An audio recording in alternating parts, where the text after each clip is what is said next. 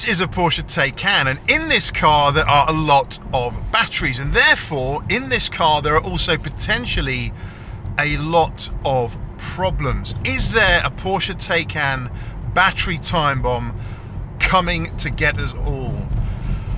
I've got some pretty stark numbers in this video a bit later on, but for those of you that follow the channel, you'll know that I've been without this car recently for 5 weeks. We're now back in it, and fingers crossed all seems to be working well. The reason I was without the car for 5 weeks was because there was a battery failure, not the complete battery pack.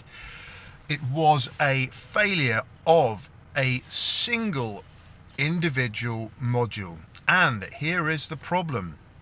That is all it takes to brick the entire battery system in this car, that entire traction battery.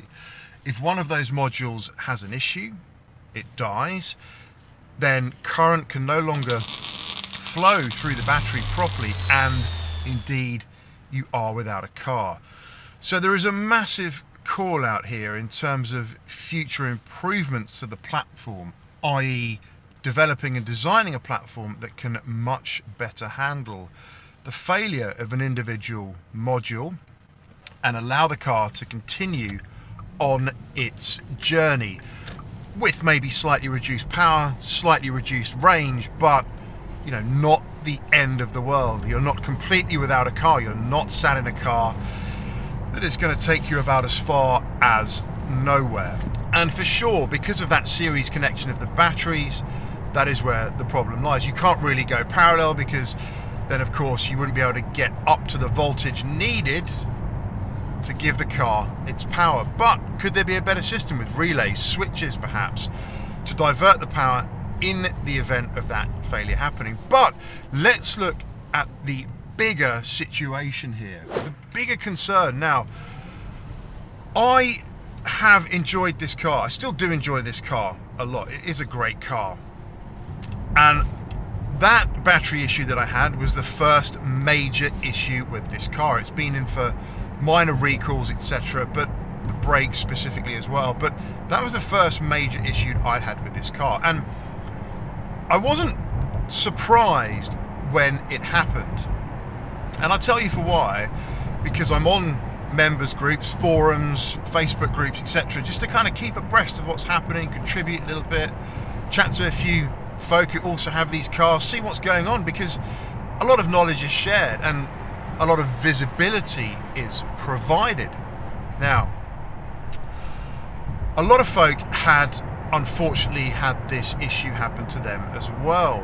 So it's not just a select few people this happens to, it seems to be a little more widespread, and it seems to be specific to Gen 1 Taycans that use this LG Chem battery pack, battery module system that seem to be not performing perhaps as well as they should be.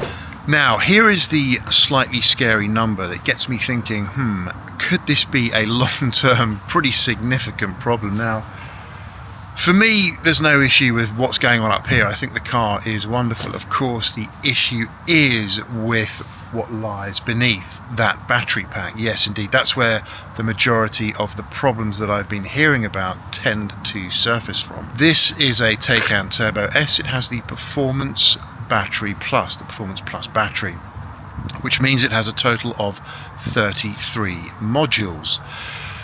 There is, of course, also the standard battery, just called the Performance Battery, that has a total of 28 modules. Now, I reckon that probably represents about 25% of the total Taycans out there with that battery pack. Could be wrong, it's an estimate. Now, let's just say, for argument's sake, Porsche have sold 155,000 of these cars to date.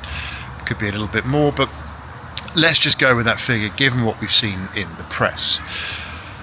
That means there is a total of 4,921,250 Taycan battery modules out there in the wild, and it only takes just one of those going wrong to brick a car completely.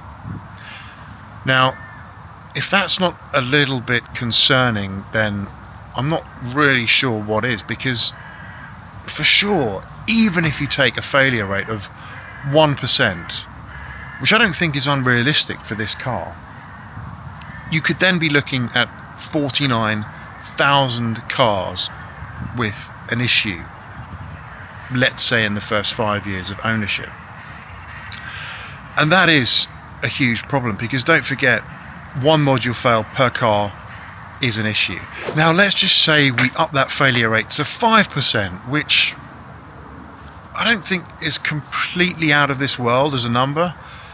That takes us up to 246,000 battery modules with a potential issue at some point during the early lifetime of the car, which is of course more Taycans than they've made. So here is the question I'm posing now. Could it be that every Taycan out there, of the Gen 1 to be specific, has some form of issue at some point in its early life? An issue that leaves you with a bricked car, an inoperable car. It is a possibility. It's a thing that I wouldn't want to happen for sure if you're a Taycan owner, but it's not something I'd be comfortable saying, yeah, it's definitely not going to happen to you, just given my experiences and indeed what's happened to other folk on the forums out there. Now, it is a real shame, and I bet there is a significant dialogue going on right now between Porsche and LG to try and get this resolved, because it is a phenomenal car. It really is a phenomenal car that is unfortunately just massively let down by that battery tech. So what does this all mean when you start to unpack everything? Well, you can take some solace in the fact that the Taycan comes with an 8-year, 100,000 mile battery warranty. And of course, a dead module, i.e. a battery that doesn't work at all, is going to be covered by that. Gen 2 Taycan just went past, they're out there, is going to be covered by that. The warranty terms stipulate that the battery capacity can't drop below 70% of the original capacity, the usable capacity, within that time frame. If it does, they will replace the entire pack. And that is not cheap, for sure. Now, I'm not sure what the cost to replace an individual battery module is, because I think everything that has been done out there to date has been under warranty, so nobody really knows, but I would imagine it's going to be in the thousands. Of course, the figure for a complete battery replacement is 45,000 at the moment. Now, what do you do? What do you do when you get to the end of those 8 years, or you've got a Taycan that's over 100,000 miles? Well, I would absolutely be looking to get an extended warranty. I simply would not run one of these without that warranty. But I'm not sure if you can extend the battery warranty per se. I'm simply not sure if that's possible. I've not seen any evidence or marketing to that effect. So running a Taycan out of that battery warranty period for me would probably be just too big a risk to take. But luckily, given the age of these things, there's very few Taycans out there that actually fall out of that warranty period. But what does it mean longer term? What does it mean longer term for all of these Gen 1 Taycans that are out there? What does it really mean? Well, not good. Unless Porsche can do something with an extended warranty, I can't see it be worth running one. And you've got a whole load of cars out there that are effectively worthless, which is a really scary prospect indeed.